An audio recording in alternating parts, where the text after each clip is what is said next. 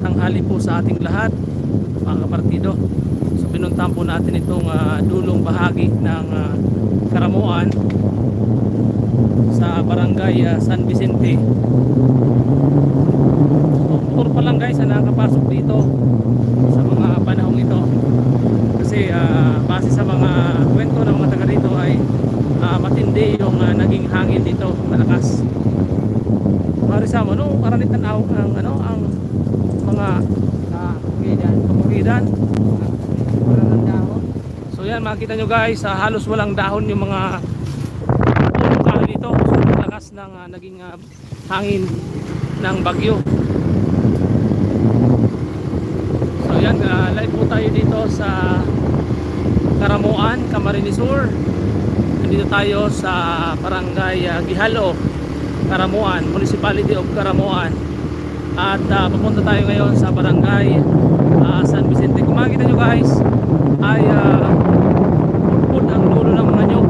Sobrang lakas ng ano dito, hangin. Yan, makikita nyo, grabe oh, talagang ubod ano. Pero ano pinuli ako ano,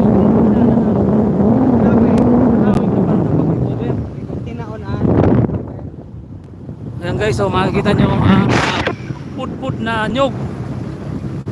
Pudpud talaga ang mga ano, dahon. So yan, sana malinaw pa ang live natin. Mag live tayo hanggat kaya ng signal.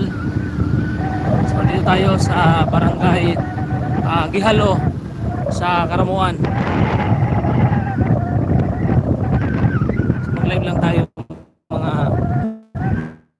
10 minutes.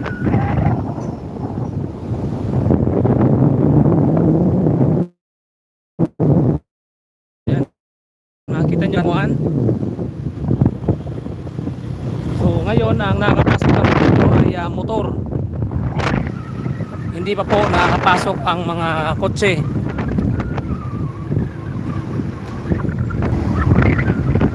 Ayan guys, mga 5 minutes na lang tayo na signal.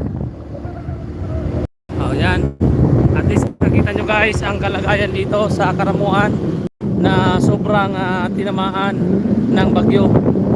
So mamaya po yung video natin sa barangay San Vicente dito sa Karamuan. So salamat guys sa inyong panonood. Yan guys, so nagkalat ang tumbang punong kahoy.